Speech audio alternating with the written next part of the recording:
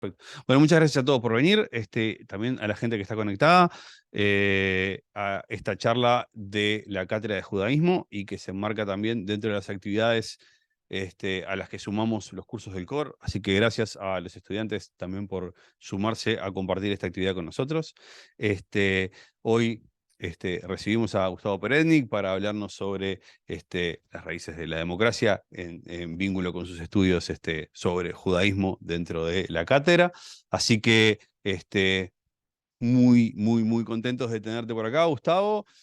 Y ahora voy a dejar que Silvia haga una presentación de Gustavo y ya comenzamos. Sí, voy a ver desde ahí. ¿Podría haber una luz ahí? Sí, seguramente. Si no, no hay problema. Adelanto la mesa. Ahí está, genial. Perfecto. Gracias, Javi. ¿Me escuchan? Ah, bien. Bueno, buenas tardes a todos y todas por haber concurrido a la charla que vamos a tener hoy con el doctor Gustavo Perednik sobre lo que van a ser, como les dijo Javi, las raíces de la democracia.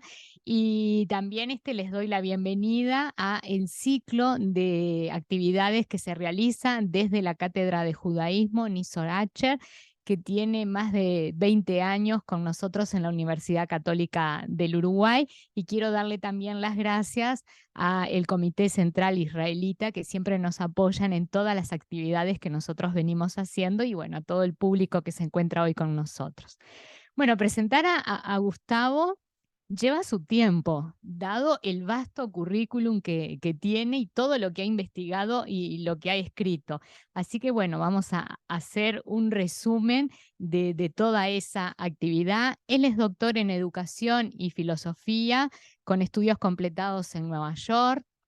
Es máster de las universidades de Buenos Aires y de Jerusalén, cum laude, complementados con cursos en humanidades en las universidades de la Sorbona, Leuven, San Marcos y Uppsala. Fue distinguido como profesor sobresaliente de la Universidad Hebrea de Jerusalén, en la que dirigió el programa cuatrienal y preparatorio, invitado a disertar a más de 100 ciudades en 50 países, dictó cursos de filosofía e historia en numerosas universidades. Tengo que decir que yo he participado en algunos de los cursos que él ha dictado. En la ORT, hace unos años, inició y dirigió en China el programa Haitian de esclarecimiento. Actualmente es profesor de filosofía e historia en el programa Rimonim del Herzog College de Israel. Lleva publicadas más de 1000 artículos en medios académicos, culturales y periodísticos accesibles en Internet. Es autor de 20 libros, algunos de ellos bestsellers, con premios internacionales y traducidos a varios idiomas. Su reciente libro, Helenismo y Hebraísmo, explora la doble raíz de la civilización occidental y fue presentado en el 2023 en el Teatro Solís de Montevideo. Es asesor educativo de numerosas instituciones en varios países. Así que para nosotros es un honor contar hoy con la presencia de tan vasto, vamos a decir, académico por todo lo que ha hecho y uno de los grandes pensadores de finales del siglo XX y del siglo XXI en nuestra América Latina. No. Gracias, Gustavo, por estar hoy aquí.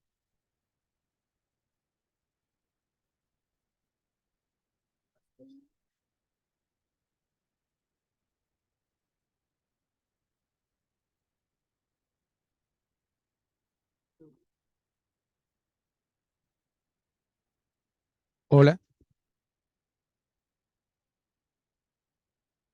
Hola. No, es solo para los que nos siguen. Para la gente que está conectada online. Pero, ¿quieres que hable con el micrófono? Sí. Por más de que no suena, es porque hay gente online escuchando.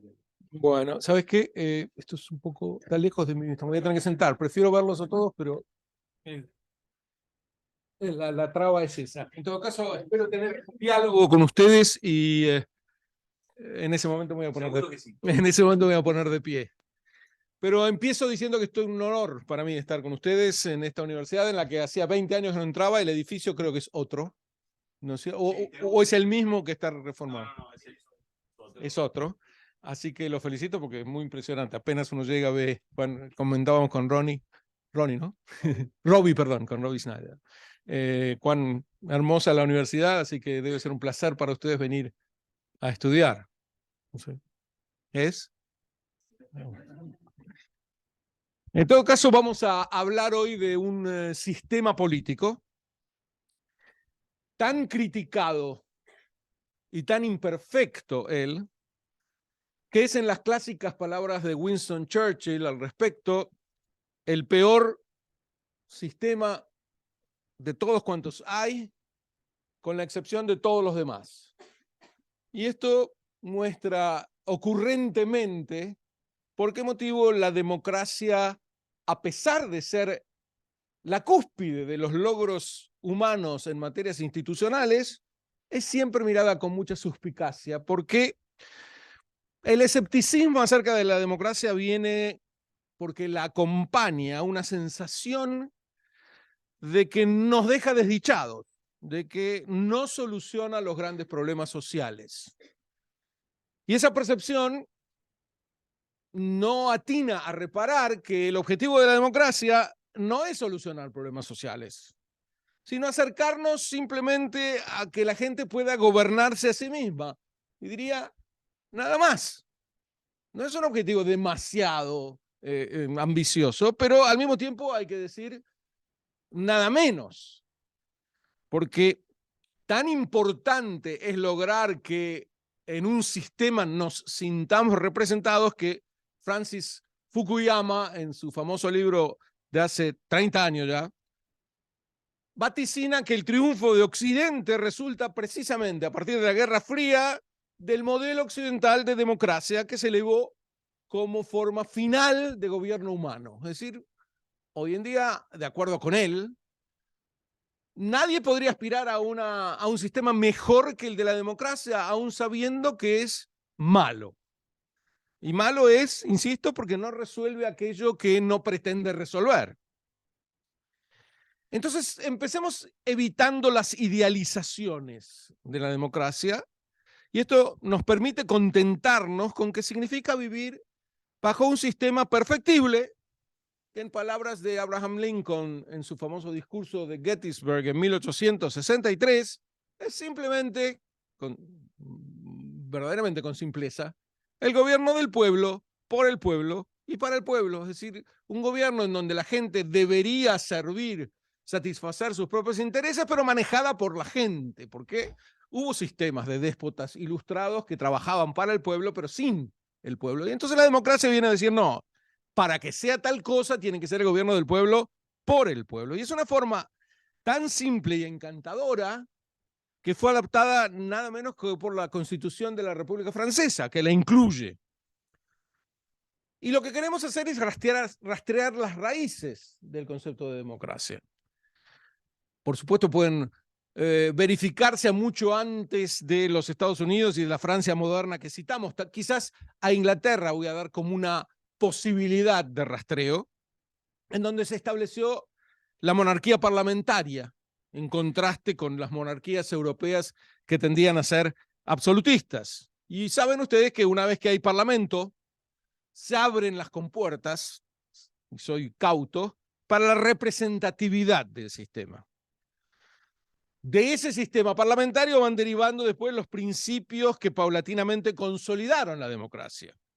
La división de poderes, la libertad individual, la seguridad jurídica, la seguridad jurídica que es la que alienta precisamente las iniciativas empresariales, que la gente sienta que no está gobernada por arbitrios, caprichos, por eso tanto daño nos hace y sufrimos cuando se ve corrupción, porque la corrupción lo que marca es esta gran ventaja de la democracia de poner a la ley por sobre todos. No funciona, tiene agujeros muy grandes porque hay un momento en donde la ley no está por sobre todos. Que no haya poder omnímodo, que haya libertad, que la gente pueda seguir confiada en la ley y no en los caprichos humanos pasajeros, que esta está por sobre todo. Y entonces, al plantearlo de ese modo, vemos por qué es la cúspide del sistema en Occidente. Pero para los mencionados Lincoln y Churchill, para que ellos pudieran apelar a una definición de la democracia, necesitaron tener un sistema en mente al cual referirse, en el cual encontrar el marco de democracia y luego revisar, en todo caso, si ellos defendían algo que reflejaba ese sistema ideal que tenían en mente. Y así podemos rastrearlo, digo, otra vez a Inglaterra. Ustedes saben que la Carta Magna del 1215 constituye un símbolo importante de la libertad, muy citada, que llegó a ser descripta como el documento constitucional más grande de todos los tiempos, la fundación de la libertad del individuo contra la autoridad arbitraria y otras definiciones. Estoy hablando de un documento de 1215. Pero lo extraño de estas loas a la Carta Magna es que los logros de la Carta Magna fueron paupérrimos, y soy generoso. Había tenido como exclusivo propósito hacer las paces entre un rey completamente impopular y un grupo de varones sublevados contra varones con B larga, sublevados contra él. Para colmo, ninguna de las dos partes cumplió con los compromisos que se cifraban en la Carta Magna. La Carta Magna terminó siendo anulada por el Papa y además, y esto es lo fundamental, no pudo evitar siquiera que unos meses después estallara la guerra de los varones. Así que ni siquiera paz logró. ¿Y acaso entonces, la pregunta es, un documento tan malogrado, con un horizonte tan limitado, puede ser una fuente de la democracia? Yo diría que sí, porque así como decíamos antes que la democracia es tan imperfecta, sus raíces también pueden ser muy imperfectas. Y en él aparece además un principio que es fundamental, sin el cual no puede ni siquiera hablarse de democracia, y es la limitación al poder omnímodo de alguien, no necesariamente el rey. La dispersión del poder, el sometimiento de todos, también del rey, a la ley. Aquí el rey no se sometió demasiado a la ley, pero firmó un documento que lo limitaba a él. Y esta era la primera vez que ocurría algo, salvo los que voy a citar después. La Carta Magna prometía, entre otras cosas, la protección de los varones, con B larga, ante la detención ilegal, el acceso a la justicia inmediata, las limitaciones de las tarifas feudales. Pero todo esto igual no se cumplió. Ahora, que no se cumpliera no invalida su intención, más aún. Diré que con el paso del tiempo, el Parlamento inglés aprobó nuevas leyes que hicieron que la carta perdiera todo significado práctico. Después de todo, la carta original del 1215 concernía simplemente a la relación medieval entre el monarca y los varones. Decilo vos ahora. Con B larga. Y no tenía nada que ver con los derechos de la gente. Pero aún así, con todo, y a pesar de todo, siguió siendo un documento emblemático hasta el día de hoy. Influyó en los primeros colonos americanos, en las 13 colonias, y en la redacción de la Constitución norteamericana en 1787, que fue el modelo para las constituciones de los países latinoamericanos y que devino después en ley suprema en los Estados Unidos. Entonces, teniendo en cuenta ese esquema en el que las raíces deben ser valoradas, aun si son muy parciales en sus beneficios ulteriores, podemos abordar del mismo modo la democracia ateniense, que frecuentemente se cita como el origen de la democracia occidental. Sin duda, uno de los logros del periodo clásico de los griegos es su sistema de gobierno. Hace 2500 años, Clístenes estableció lo que se considera la primera democracia. Yo voy a después cuestionar esta definición, pero mientras tanto se considera la primera democracia, así llamada básicamente debido a que incluía elecciones o sorteos para diversas magistraturas. Los jueces se elegían por sorteo, los generales se elegían en reuniones masivas, Pero hay una objeción fundamental a ese linaje griego de la democracia. Y es que la mera votación no es el corazón de la democracia. El corazón de la democracia es la dispersión del poder.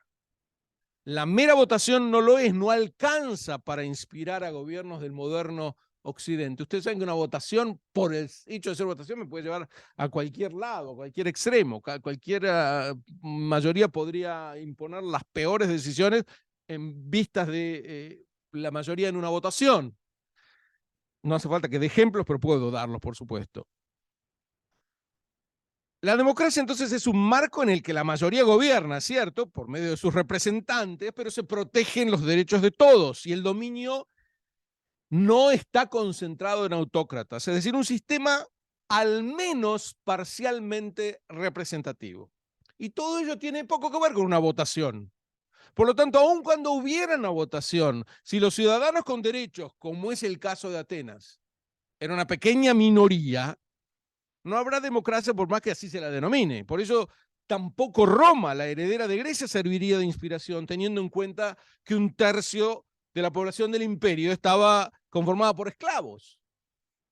Atenas tenía muy poco que ver con los principios de la representatividad o su derivado, que es un concepto fundamental que voy a elaborar, y es el derivado de la representatividad es la rendición de cuentas. El hecho de que el gobernante le debe explicaciones constantes al gobernado, a todos los gobernados, no a una pequeña minoría de los gobernados. Y a ese tipo de democracia, la verdaderamente representativa y con igualdad ante la ley, los griegos en general se opusieron. Tomemos el caso arquetípico de Sócrates. Ustedes saben que Sócrates no escribió ni una línea, habló en plazas y en mercados para demostrar que hay reglas válidas para el accionar de una sociedad. Creía que la razón nos permitiría distinguir lo bueno de lo malo, y en su ingenua suposición, quien supiera qué es el bien, lo concretaría a fin de ser feliz. Varios miles de años después sabemos que esto es a todas luces falso, es decir, no tiene nada que ver con conocimiento. El conocimiento no es una rama de la ética.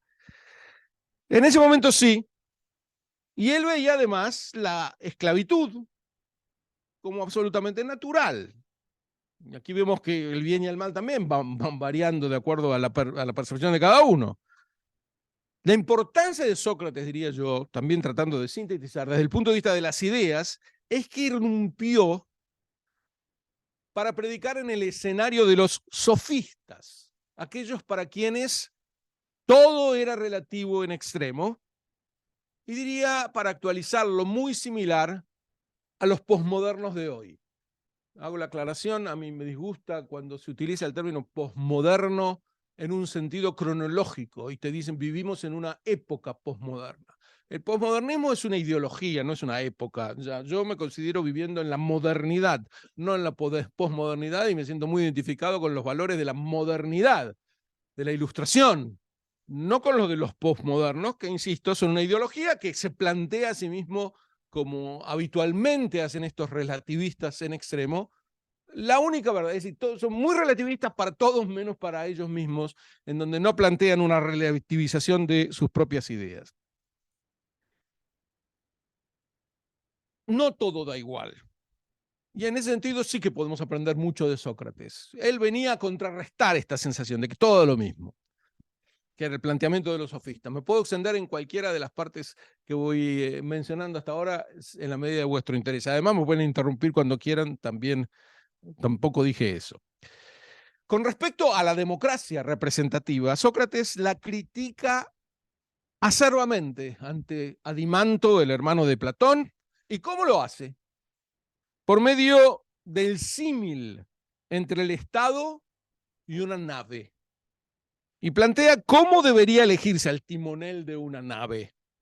Le parece inaudita la posibilidad de que la elección del capitán de una nave resulte de las reyertas entre los marineros. Debe timonear la nave un marino avesado. Y aquí viene el salto.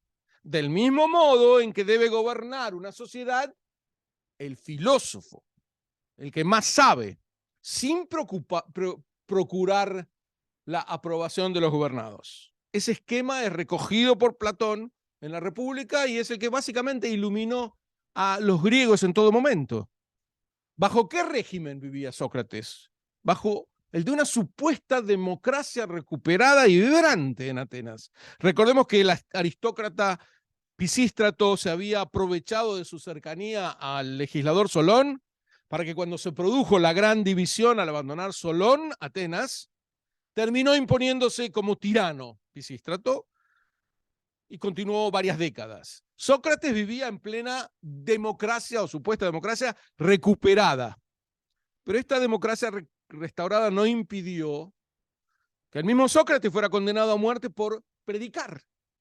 Peor aún, el principal de sus acusadores, Anito, fue uno de los políticos que más había contribuido a la restauración democrática de Atenas. Todo esto lo estoy dando como ejemplos de que la palabra democracia aplicada ahí no tiene nada que ver con el uso del término cuando lo usamos hoy en día.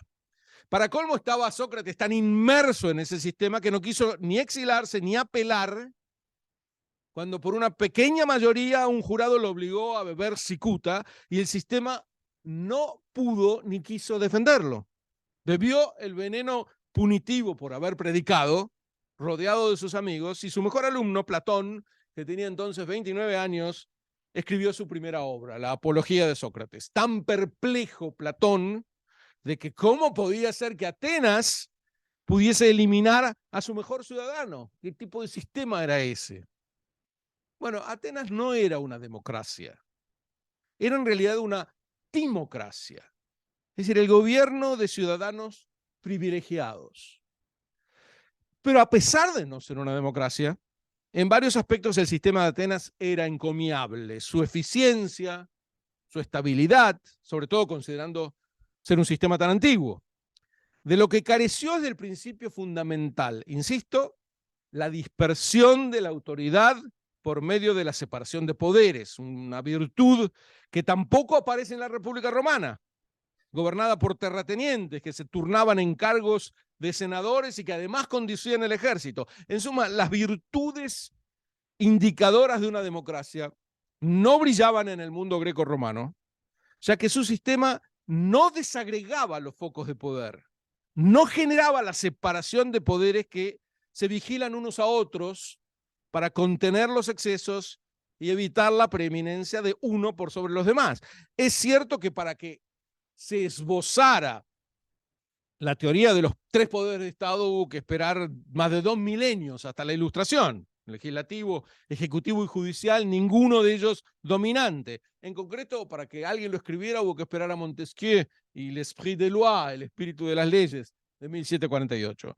Pero cabe rastrear en la antigüedad dónde este tipo de división democratizante aparece por primera vez. ¿Dónde se acota el poder con órganos autónomos para que nadie abuse de él? ¿Dónde se insinúan los controles y equilibrios que son medios para conectar los poderes y restringirlos? Desde este punto de vista, desde esta pregunta, la contribución greco-romana es menor y un examen de la contribución hebraica nos ofrece un cuadro diferente. Y aquí interrumpo para pasar a la segunda parte y mostrar la democracia de Jerusalén, para decir que este libro que Silvia cita y que publiqué, que fue presentado, muy honroso estoy, en el Teatro Solís hace unos meses, se llama Helenismo y Hebraísmo y lleva por subtítulo La doble raíz de la civilización occidental. Y el libro, además de describir estos temas, lo que hace es intentar mostrar que en Occidente, por motivos que también señalo en el libro, hay una desatención de las raíces hebraicas y hay un foco demasiado helenocéntrico. Es decir, en ningún momento se trata de descalificar a los griegos, ni mucho menos, pero no plantearlos como única raíz, como ocurre muy a menudo, y doy muchos ejemplos, en música, en ética, En poesía, los desafíos, tomen cualquier libro de historia de la poesía y van a empezar con Anacreonte y con los griegos. La poesía hebrea, que ha influido en la occidental, diría más. Es decir, el Cantar de los Cantares ha influido mucho más que Anacreonte en la poesía occidental, o los Salmos, precede a la poesía griega y no es citado nunca como comienzo de la poesía. Fíjense, cualquier historia de la poesía lo van a notar. En educación, en pensamiento en general, historiografía, en muchas áreas, en música, no sé si ya lo dije, las raíces hebraicas son desestimadas. Nunca deberían verse con exclusividad, pero deberían verse en paralelo a por estas dobles raíz de la civilización occidental. En el Estado hebreo antiguo, la fuente inicial de la soberanía fue la voluntad divina, que vino a liberar a los esclavos y conducir al pueblo a la tierra prometida para que allí estableciera una sociedad fundamentada en la ley. Esta era la cosmovisión, el esquema. Traza su propio enfoque de la historia, novedosísimo. Es un aporte singular esta visión de la historia a la civilización occidental. Es una perspectiva de esclavos liberados, opuestos a la cosmovisión egipcia del despotismo faraónico, monárquico. Esta cosmovisión es única en la antigüedad.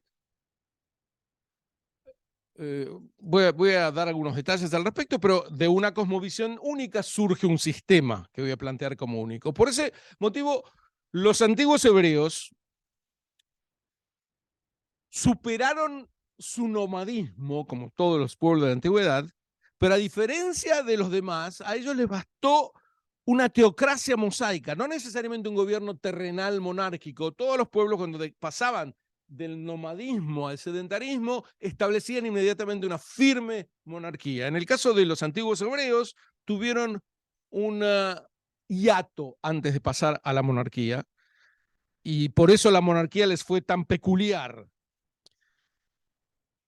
Esta teocracia moderna, esta teocracia intermedia, les hizo posible este sistema semianárquico llamado shoftim, o jueces, que reflejó un impulso libertario que duró más de 2 siglos y se dio su paso a la monarquía solo en el momento en que el pueblo así lo exige. En el relato es cuando el pueblo viene y dice queremos tener un rey, así se plantea el comienzo de la monarquía en el antiguo Israel. Varios pensadores sostienen que con este episodio del paso de los jueces a los reyes en el antiguo Israel, ahí nace la democracia. Ahora, ¿por qué llamamos democrático a esto? Con los griegos fue tan duro y dije eso no era una democracia, era una timocracia, y ahora sí utilizo el término democracia. Lo quiero aclarar. En 2 sentidos cabe la expresión democrática para ese evento narrado en el libro de los Reyes. El primero es que la voluntad de la nación es la que decide trasladar parte de su soberanía al rey. Y el segundo y principal, el rey debe reinar siempre en el marco de la ley. En todas las culturas en general, cuando se escribe la ley, se fortalece la democracia, porque la visibilidad de la ley permite entender el objetivo del legislador. Entonces no es más posible que alguien aplique la ley oral de acuerdo con sus propios caprichos. No es menos posible. La ley escrita permite que la gente pueda prever qué le puede pasar, qué tipo de castigos puede tener. En general, diría que hay 2 innovaciones de la antigüedad que son radicalmente transformadoras. La primera es la producción. La segunda es la escritura. Cuando se produce, cuando los seres humanos pasan a ser sedentarios y se produce la gran revolución del Neolítico, el ser humano se hace cargo de sus necesidades alimentarias y se transforma y pasa a transformar el entorno para satisfacer sus propias necesidades. De esta no vamos a hablar hoy. De la segunda, el hombre se enaltece con la escritura por muchos motivos, entre ellos que la ley se democratiza.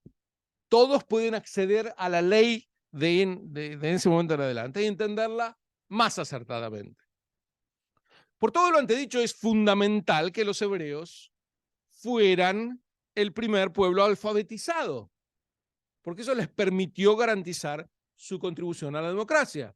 Si quieren que después justifique o explique qué quiero decir con el primer pueblo alfabetizado, me preguntan y ahí iré. Si no, mientras tanto continúo.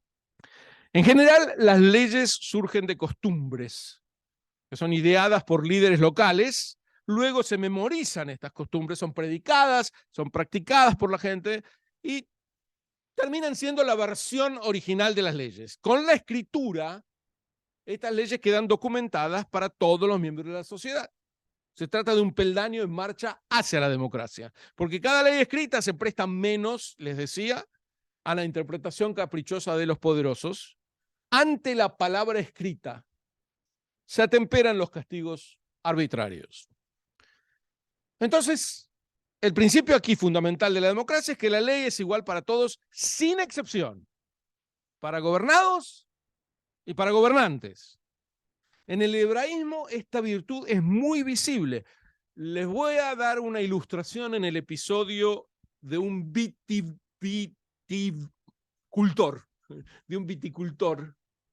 llamado Nabot. Esto también lo pueden encontrar en el libro de Reyes, si después quieren les doy las referencias bibliográficas del caso. Un caso que ilustra la singular supremacía de la ley en el antiguo Israel. Voy a resumir el episodio y quienes no lo conocían tengan en cuenta que un hecho como este es inimaginable en los otros pueblos antiguos, cuyos monarcas no eran limitados por la ley. El viñedo de Nabot lindaba con el palacio del rey Ahab, en la ciudad amurallada de Israel, no Israel, sino Israel, se escribe distinto.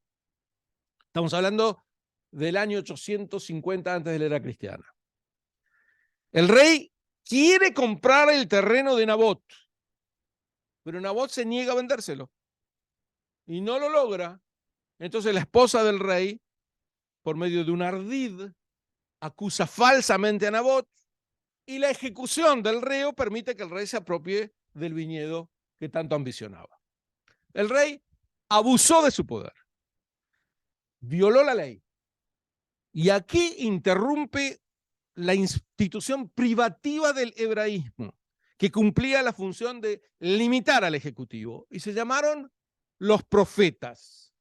Los profetas no eran clarividentes, como muchas veces se malinterpreta, sino críticos sociales, sino aquellos que venían a limitar al poder del rey. El profeta Elías se apersona en este caso y acusa al rey Ahab de asesinato y de robo.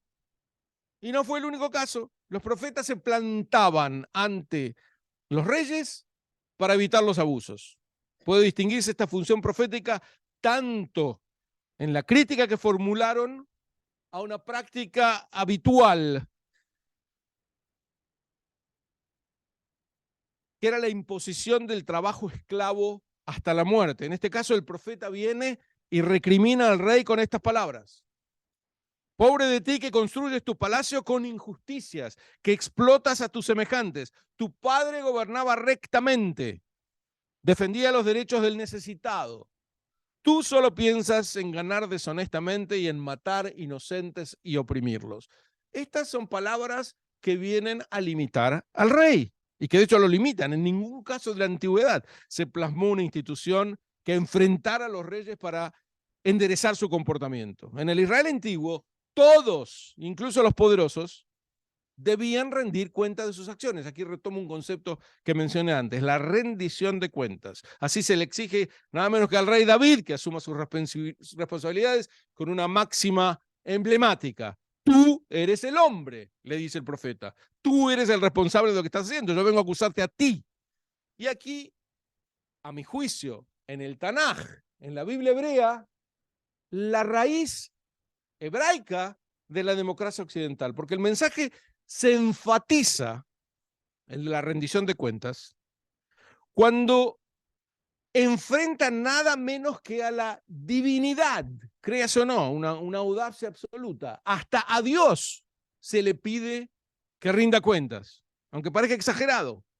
Fíjense, el iniciador del pueblo hebreo, el patriarca Abraham, se planta contra la decisión divina de destruir la ciudad transgresora de Sodoma y Gomorra, dado que considera Abraham que la decisión es radicalmente injusta.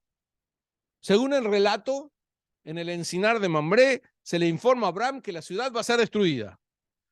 Él recibe esta información porque, cito, se va a transformar en un gran pueblo en el cual se bendecirán todas las naciones y cuyos descendientes habrán de enseñar justicia. Y entonces reclama a Abraham.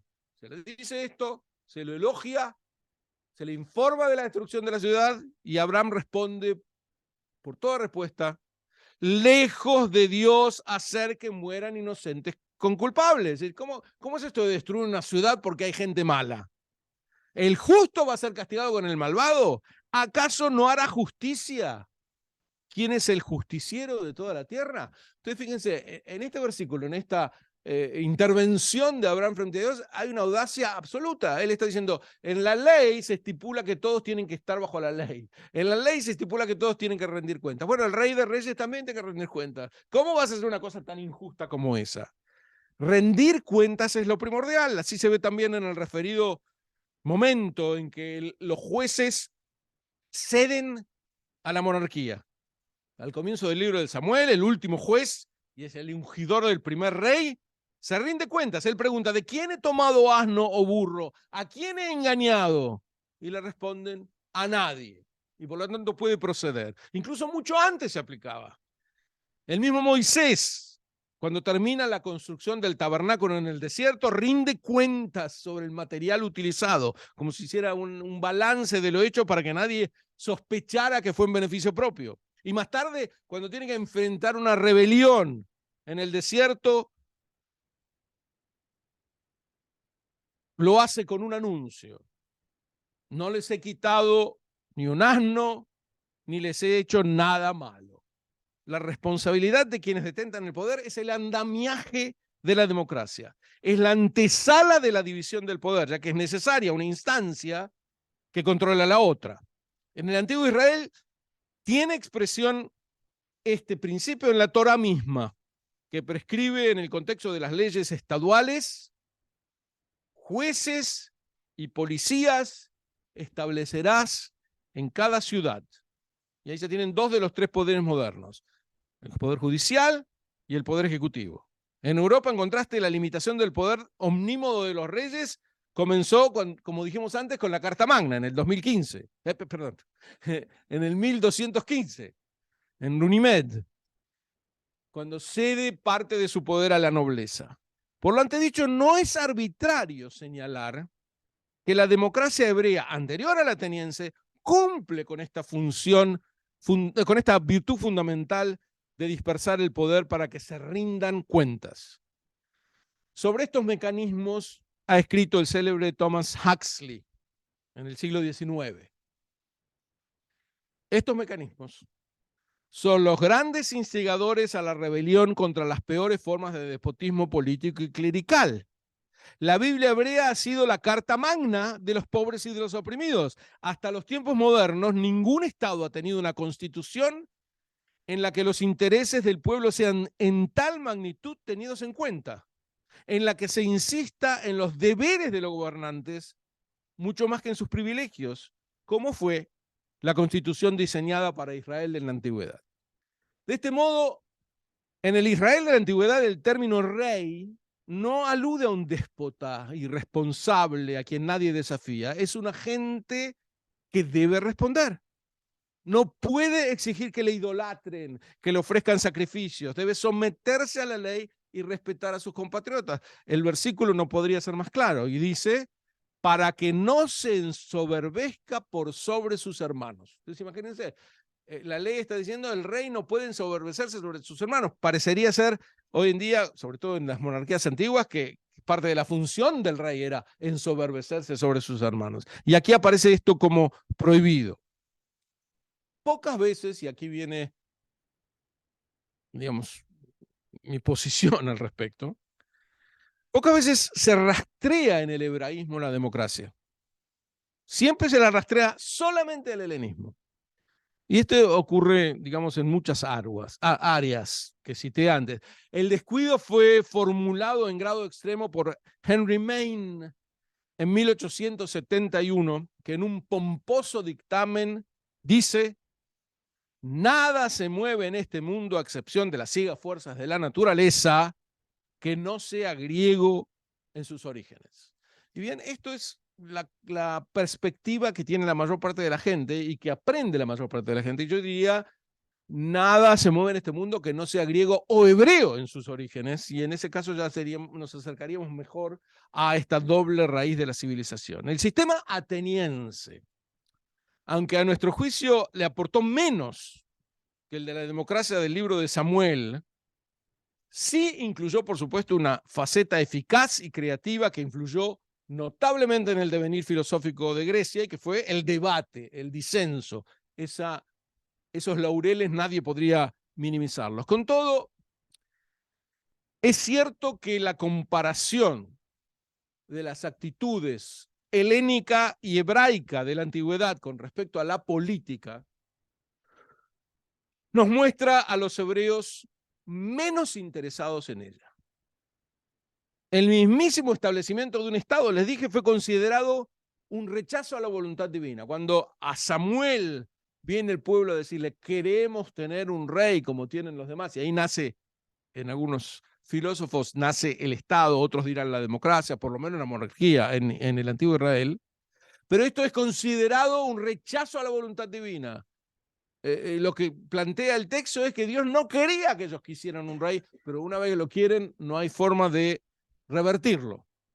El futuro mejor no dependía de la burocracia estatal, sino de la visión, de la preocupación humana por construir un país más moral y próspero.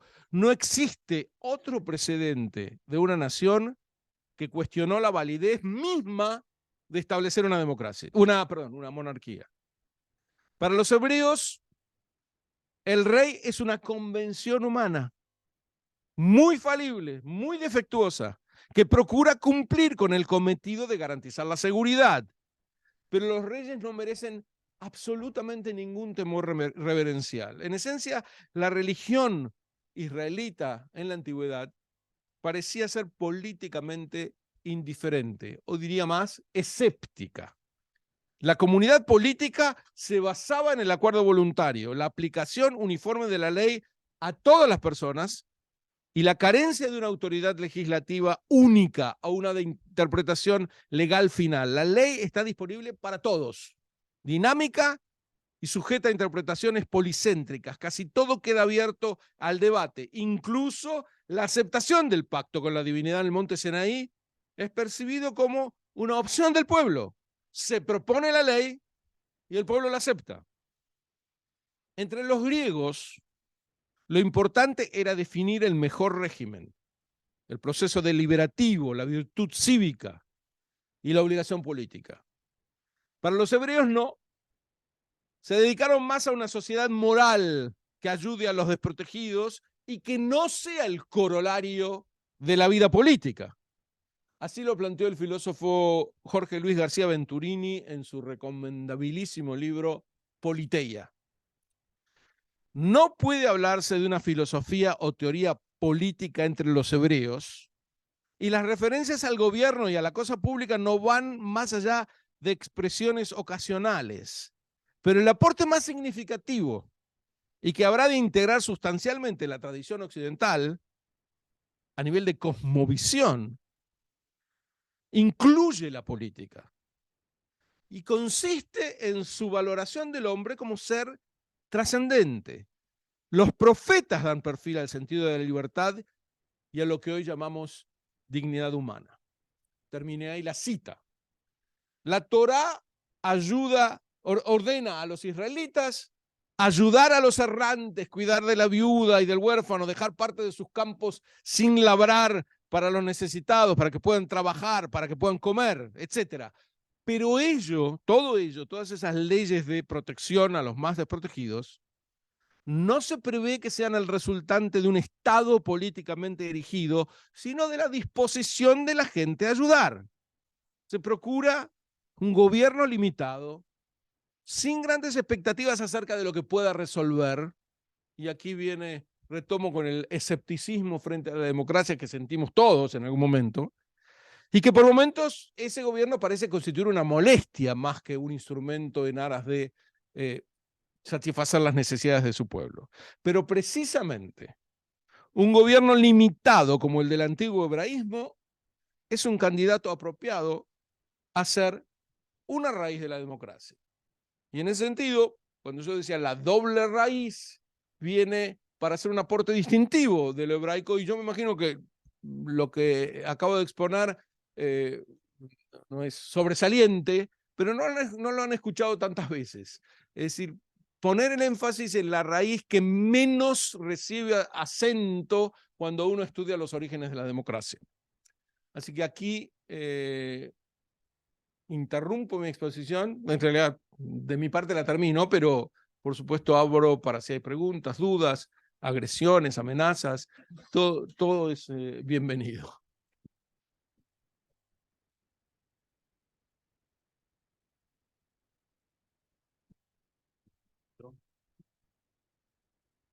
Buenas. Bueno, podemos ir. A mí esta es la parte que más me gusta, así que vamos a empezar a pelear. Yo tengo una, tenemos allá Carola, acá tenemos otra.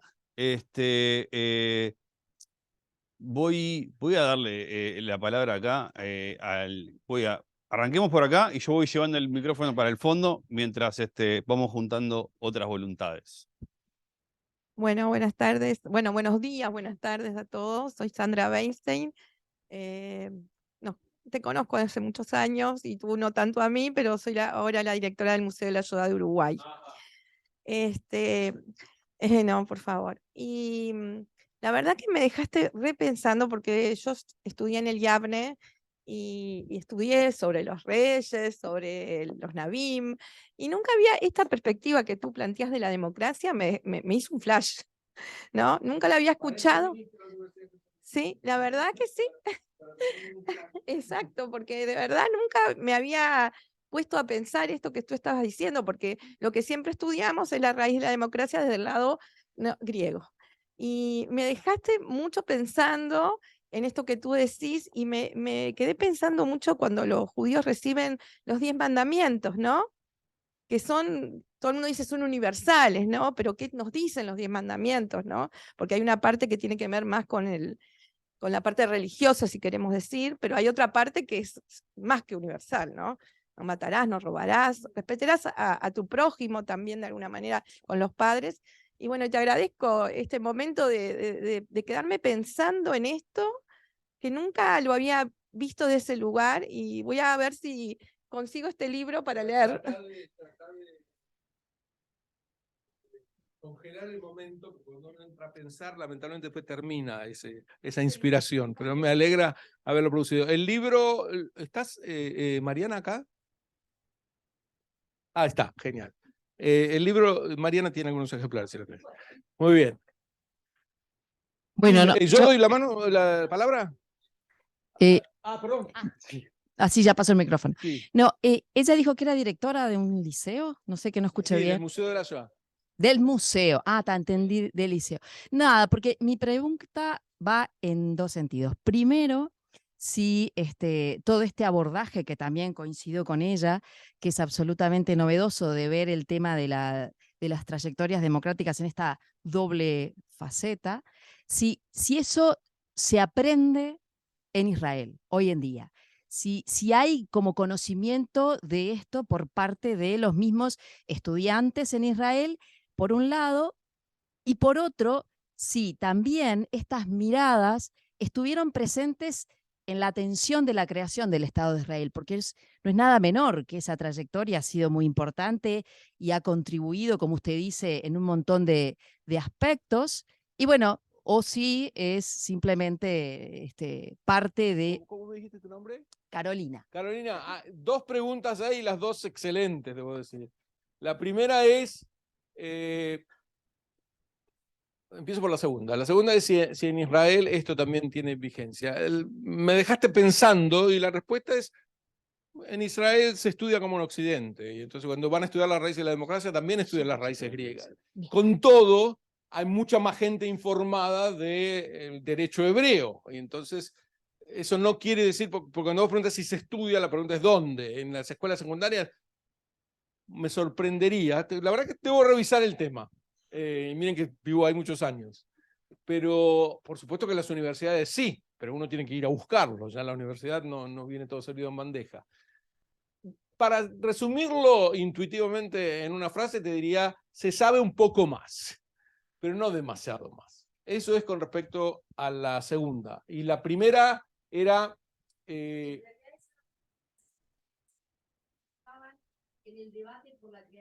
cierto. Yo diría que sí. Digamos, cuando vos decís en la creación del Estado de Israel, uno piensa inmediatamente en los políticos que crean un Estado. Bueno, cuando redactan la Declaración de Independencia del Estado de Israel en 1948, dicen, eso es lo que dice la Declaración de Independencia, desde esta tierra el pueblo judío dio a la humanidad el libro de los libros y aspira a una sociedad justa inspirada a la luz de la voz de los profetas. Esto lo dice la Declaración de la Independencia. Entonces diría que sí. Pero del mismo modo, como decíamos que en la Constitución francesa cita a la Carta Magna como al discurso de Gettysburg como una inspiración. El hecho de que lo hayan mencionado no necesariamente significa que lo tengan muy en cuenta. A veces cuando uno hace una gran declaración trata de ponerlo en términos más sublimes, pero decididamente está, en lo escrito está. Ahora, la medida en que esto es carne de la gente, en la medida en que esto está en la conciencia colectiva, es una excelente pregunta que debería revisar. ¿Qué más? Bueno, buenas tardes. Hola. Mi nombre es Josefina y bueno, primero agradecerle porque estuvo muy interesante la exposición. Gracias. Yo estudio Derecho, estoy en primero, entonces me parece muy enriquecedor ya arrancar la carrera teniendo en cuenta estos aspectos. Le quería preguntar particularmente cuando habla de la democracia, ¿qué rol juegan los jueces? Los jueces. Los jueces y cuando habla de rendir cuentas, también los jueces, ¿en qué lugar quedan? ¿Vos me preguntás términos ideales? Sí, bueno, la ¿O te referís a un práctica. caso concreto? No sé, yo hoy llegué en buquebús de la Argentina. Si querés que te hable del padecer de los jueces en la Argentina, puedo hablar de eso. Y antes vengo de Bueno, Israel. capaz que Vos más en sabés que en Israel en general. estos días hay una Sí. gran convulsión precisamente referida al rol del Poder Judicial. Pero mejor que no me preguntaste por casos concretos, entonces hablo en general. A partir de la división del Poder Judicial, que haya un grupo que tenga que saber si la ley se está aplicando bien y que no sea el mismo grupo que produjo la ley. Y eso marca a las claras la limitación. Los poderes se controlan unos a otros. Esa es la gran virtud, descripta a la perfección por Montesquieu en l'Esprit des lois, en el siglo XVIII. El rol del juez ya viene insinuado en la Torá, cuando dicen hay que constituir en cada comunidad un grupo de jueces y un grupo policial. El grupo policial es el poder ejecutivo, vamos a ser un poco más amplios, pero separados unos de otros. Entonces el juez es el que está mirando y define si el poder ejecutivo está funcionando bien, y el ejecutivo es el que lleva a la práctica lo que el poder legislativo va produciendo. Este juego hasta ahora funciona sin que haya grandes cuestionamientos de traer uno distinto. Se habla del cuarto poder en la prensa, y a mi juicio está bien. Lo que pasa es que hoy en día, lo digo con dolor, hay tanto fake news por todos lados, hay tanta desinformación, hay una prensa general que siente que su objetivo fundamental es transmitir una ideología mucho más que informar, que hubo un deterioro de lo que la prensa puede hacer como cuarto poder, más que controlar. Muchas veces lo que hace es adoctrinar. Con todo, y a pesar de estas limitaciones, el sistema es muy perfectible desde sí mismo, y eso es lo bueno de la democracia. Entonces, el rol de los jueces, que es el que preguntaba, por supuesto que deben rendir cuentas, pero es distinto. Porque a diferencia de los otros dos poderes rinden cuentas ante el gobernado, y el gobernado es el que finalmente puede, o en las próximas elecciones, aquí aprovecho que yo decía todo el tiempo varones con B larga. Ustedes saben que cuando llegan las elecciones el pueblo puede decidir frente al gobernante votarlo con B larga o votarlo con B corta. Y eso es lo que hace cuando eso refleja el rendir cuentas, la rendición de cuentas del gobernante, de los dos poderes. El tercero, que es el judicial, no rinde cuentas ante el gobernado. Rinde cuentas ante grandes principios y valores, etcétera, pero está ahí, tiene otra característica y por lo tanto es lo que a veces permite que se excedan con mayor facilidad. No siempre es así, a veces se exceden contra ellos, pero el juez tiene la posibilidad de transformarse en un grupo que se apropie del poder sin consultar a nadie. Es algo así, perdón por el paralelismo, pero se puede entender mejor. Como los militares. Los militares tienen armas que la sociedad le dio para protegerse. Cuando al militar se le ocurre, bueno, pero ahora yo ya tengo las armas y hago lo que quiero y voy y las apunto contra la sociedad para imponer mi propio poder, se produce un abuso que no tienen ni los carpinteros, ni los ajedrecistas, ni los pelirrojos. Los militares solamente pueden hacer el uso del arma para imponerse. Los jueces también, porque pueden decir, me dieron este poder para aplicar la ley, y yo de aquí en adelante podría excederme. Es lo que se llama, en términos modernos, activismo judicial. Yo en particular veo el activismo judicial como un problema de los más serios que existen en las sociedades. Hay gente que dice que al revés, el activismo judicial viene a mejorar la sociedad. Algún día podríamos generar un debate. En todo caso, el activismo judicial es eso, es la invasión del poder judicial ante los otros dos poderes, apropiándose de potestades que no les da la ley y que ponen en peligro a la sociedad. Y ahí la rendición de cuentas se evapora. Entonces, para resumir la pregunta, ¿Josefina o Carolina dijiste? Josefina. La pregunta de Josefina diría, el Poder Judicial desde el punto de la vista de la rendición de cuentas es el más peligroso, porque puede perfectamente excederse. Paralelo al de los militares.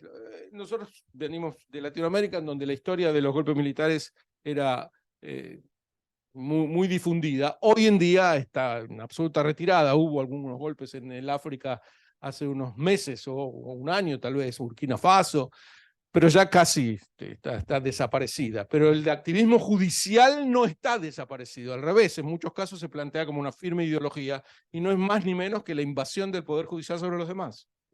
Y el Poder Judicial tiene un gran peligro que no tienen los otros, y es que no se los puede votar con B larga. No se los puede votar, a los políticos sí. Y esto les doy una sugerencia didáctica para ustedes que son tanto más jóvenes que yo, por lo menos. Y es que esta expresión que escuchamos muchas veces como un desdén, pero no vas a dejar en manos de los políticos que hagan esto. ¿Qué crees? ¿Que sean políticos? Como una especie de desprecio de los políticos. Pero cuando uno dice eso, tienen que inmediatamente pensar, pero si no son los políticos, ¿quiénes tienen que ser? Porque los políticos por lo menos son elegidos y tienen que rendir cuentas y pueden no ser elegidos la primera vez. Pero si vos decís, no quiero que sean los políticos, ¿quién querés que sean? ¿Un militar? ¿Un juez? ¿Un funcionario? Si es este funcionario, es abrir las compuertas a la arbitrariedad, pero perfectamente. Así que no se dejen llevar por esta desdén de los políticos, porque todo el mundo tiene críticas frente a los políticos, pero finalmente los políticos quiere decir la votación de la gente, son los que representan en una democracia representativa a la sociedad. ¿Respondí? Demasiado. Buenas, decir Hola. que me ha encantado su comparativa, no su comparativa, yo diría el axioma que han presentado. No vivimos en un modelo. ¿Cómo es tu nombre? David, Ya- soy graduado en Historia, soy de Alicante, España, y estudio un máster en Relaciones Internacionales en Lituania. ¿Y estás qué? Perdón, la última parte no entendí. Estudiando un máster en Relaciones Internacionales en la Universidad de Kaunas, Lituania, ¿Pero y qué haces aquí? de intercambio. Ah, muy bien. Vale, Bienvenido. le explico. Sí, Ajá, muy bien. poquito a Tu español poco. es excelente, te felicito. Ojalá mi lituano fuera tan bueno. Ojalá el mío os fuera algo. Me ha gustado mucho la diferenciación que ha hecho usted del mundo postmoderno que se nos ha querido imponer y el mundo moderno. A día de hoy yo vengo de España. En España, por desgracia, tenemos una política aferrada a un populismo extremadamente de izquierda. Esa ideología woke que tanto ha calado en determinadas partes de Estados Unidos ha llegado a España por la puerta grande. Nosotros lo llamamos la sociedad de la cancelación. La gente se ha vuelto tiene la piel de cristal y a la mínima que ofendes, tú quedas fuera de la sociedad porque directamente se te considera pues todo lo malo de este mundo. Se te impone una serie de pecados capitales y a través de eso se ha desarrollado una especie de pseudo religión. Le pregunto yo a Hasta usted. aquí suscribo a todo lo que has dicho. Ahora viene. Le hago una pregunta. Sí. ¿Usted ve un peligro para las democracias occidentales el movimiento woke? Absolutamente, absolutamente. Este movimiento es algo así como el posmodernismo enloquecido. Ustedes saben que dicen que un comunista es un socialista que se ha vuelto loco, esto en el refrán, y un nazi es un nacionalista que se ha vuelto loco. Un woke es un posmoderno que se ha vuelto loco. ¿En qué quiere decir cuando agregamos lo que se ha vuelto loco? Es el que no se contenta con que todo vale y a mí no se metan en mi vida. Él no dice no se metan en mi vida, yo me meto en la tuya. Yo voy a definir cómo tú tienes que comportarte porque mi vida es el emblema de lo mejor. Cuando ellos dicen, yo ya lo he notado, lo he escrito en muchas oportunidades, cuando ellos dicen, yo estoy a favor del pluralismo, ¿saben lo que quieren decir? Nótenlo, traten de cada vez que alguien diga esto, revísenlo con la siguiente lupa. Él no quiere decir yo estoy a favor del pluralismo, él quiere decir yo soy la encarnación del pluralismo. Tal cual. Es decir, cualquiera que no piense como yo no es pluralista. Es parte de este movimiento.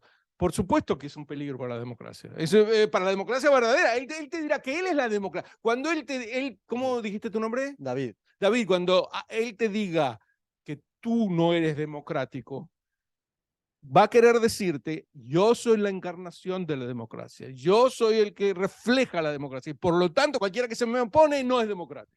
Estoy totalmente de acuerdo. Y Bueno, por además, ahora ya podemos la firmar. última pregunta que le hago, ya dejo mi turno libre.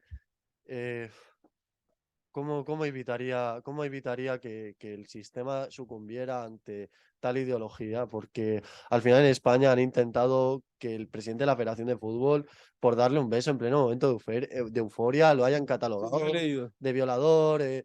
La han tachado de muchas cosas y a día de hoy es el propio gobierno el que ha redactado una serie de leyes para supuestamente proteger a la mujer, que realmente la ha dejado más desprotegida todavía porque ha abolido. La han hecho mal y es una situación crítica la que pasamos en España porque es el propio gobierno el que está... Bueno, pero no solamente España, entiendo que tú la sufres especialmente ahí, no es solamente en España, pasa en muchos países, y en todo caso diría, ¿cómo lo evitamos? La pregunta es similar a cómo evitamos que alguien se suicide, porque esta es una sociedad que está encaminada al suicidio, literalmente. Muy bien, ¿cómo evitamos que alguien se suicide? Bueno, trata de convencerlo de que la vida tiene sentido y que no vale la pena. Lo mismo pasa con las sociedades también. Trata de difundir la idea de que pero si finalmente la gente se vuelve loca y cae en las garras y vota partidos de este tipo, es muy difícil. Es decir, de todos modos, siempre vale la pena seguir combatiendo verbalmente. Ustedes saben que dice una famosa parábola al respecto de alguien que está gritando en la ciudad de Sodoma, que les mencionaba antes de que sea destruida, alguien está gritando ahí, dejen de comportarse mal, están encaminados a su destrucción. Y alguien viene y le dice, pero ¿para qué seguir gritando? Ya esto está definido, van a ser destruidos igual. Y dice, pero yo no grito para convencer a nadie, yo grito para que ellos no me convenzan a mí. Y esta sería la idea, vale la pena seguir gritando, aunque sea para que no te convenzan a ti, no para convencerlos a ellos. Gustavo, yo acá que... No, ¿De creo qué año que, es? por suerte... Graduado. ¿De acá? Sí, no, bueno, sí, soy graduado acá, mi maestría la hice acá. Ajá. No, quería volver a hacer una pregunta esto sobre helenismo y hebraísmo, esta idea que tenías vos. Y en un momento lo mencionaste, creo que dijiste, ampliaremos sobre este punto. El tema de la alfabetización, Sí. ¿no? Y mi pregunta va como quizás a esta idea de cómo ves ese complemento, porque también lo mencionaste con respecto al mundo helénico, ¿no? La importancia del debate, ¿no? Y acá, en esto de hasta qué punto hay una influencia del modo dominante de transmisión de la cultura, la oralidad en el mundo griego, ¿no? Y el centrado, digamos, y poner el centro en el debate, poner el centro en la isegoría y la parresía, los principios fundamentales de la democracia griega, de la discusión griega más que la democracia. Y hasta qué punto la escritura en el mundo hebraico, ¿no? No tiene esa influencia porque en la exposición se nota como esta clara preeminencia de la ley por sobre el debate en lo hebraico y del debate sobre la ley en lo helénico, ¿no? Quizás en el caso de Sócrates... No, yo creo que sí. En uno, el debate sobre la ley. La tradición hebraica hay una tradición totalmente del disenso, una cultura de la diversidad y el debate, pero sobre la ley. Es decir, he escrito un libro donde lo comparo con el ajedrez. Es decir, hay miles de debates, miles de libros, miles de teorías, miles de explicaciones, pero nadie puede venir a decir, y bueno, pero hagamos que el peón mueva distinto. La ley es la ley, en torno de la ley. En el mundo griego es el debate sin un centro en la ley. Sí, quizás yo ahí lo que... A ver, igual con toda la pregunta iba a cuánto hay de influencia en que una sea una cultura claramente apoyada en la oralidad y cuánto hay de influencia en que la otra sea una cultura bastante escrita. Y sobre todo, la última pregunta que agrego a esto, también cuánto hay de eso de democrático en el sentido de atravesar a toda la cultura. En esto que decías de que efectivamente el antiguo pueblo hebraico era el primer pueblo alfabetizado. Bueno, has dicho tantas cosas interesantes que es difícil resumir una respuesta, pero empiezo rápidamente. Uno de los ejemplos muy claros que cito en el libro acerca de esta displicencia con respecto a las raíces hebraicas tiene que ver con la escritura. ¿Quién inventó la escritura? Todos aprendemos en la escuela algo básico. ¿Quién inventó la escritura? ¿Alguien recuerda? Claro, esa era la escritura ideográfica, pero la escritura que conocemos nosotros. ¿Cómo? No, esa también era la jeroglífica. Pero estoy hablando de la escritura nuestra. Los romanos y latinos la transformaron en la que es hoy. Bueno, me alegra que no sepan. Los fenicios. En todas las escuelas, ven cómo nos olvidamos lo que aprendemos en las escuelas. Pero no hay nadie que pase por la educación y no le enseñe en algún momento que los fenicios inventaron la escritura. Después los etruscos la llevaron a Italia y se hizo en el Imperio Romano. Digamos, la griega pasó a ser romana y eso ilustró todos los idiomas europeos. Esto es lo que aprendemos habitualmente, hasta hoy. Ahora, ¿de dónde viene esto que los fenicios inventaron la escritura? De lo siguiente. Los fenicios eran un pueblo de marinos. Eran vecinos de los hebreos. Tenían muchas relaciones entre los fenicios y los hebreos. Los hebreos están donde hoy está Israel. Los fenicios están donde hoy está el Líbano. En el Tanaj o Biblia hebrea se citan muchos casos de construcciones en conjunto, de intercambio. Eran pueblos aliados. Los idiomas eran parecidos. Y se veían con buenos ojos unos a otros. Pero había una diferencia sustancial entre ellos. Uno era un pueblo de marinos y otro era un pueblo de escritores. Y los marinos, los fenicios, no produjeron ninguna literatura. ¿No es extraño esto? ¿No nos llama la atención? Aquí tienes un pueblo de marinos que no produjeron literatura, que son aliados de los hebreos, y los hebreos eran un pueblo de escritores, pero la escritura la inventaron los fenicios. La historia es mucho más fácil. Lo que ocurrió fue así. Los fenicios, por ser un pueblo de marinos, comerciaban navegando hacia Occidente. Bueno, no podían hacia Oriente porque no había mar. Y llegaron por primera vez a los griegos. Y cuando llegaron los griegos se dieron cuenta de que los griegos estaban muy avanzados en escultura y en lo que quieran, pero no tenían idioma, no tenían escritura, no sabían escribir. Entonces, para venderles algo, les costaba, porque no podían anotar en ningún lado cuánto le debían los griegos.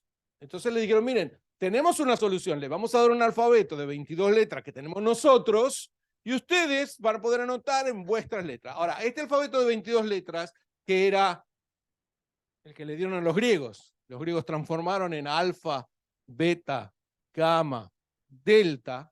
No sé si les va a sonar, las letras hebreas son Aleph, Bet, Gimel, Dalet, etcétera, etcétera.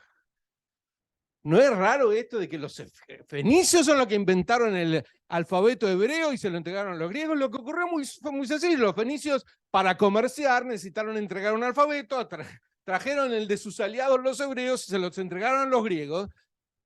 Los hebreos, como son los primeros alfabetizados, escribían cuando había que pulir en piedra la escritura y por lo tanto era indispensable escribir de derecha a izquierda. traten de escribir, de pulir una piedra, de tallar una piedra de izquierda a derecha, verán que es imposible, es algo que sean zurdos.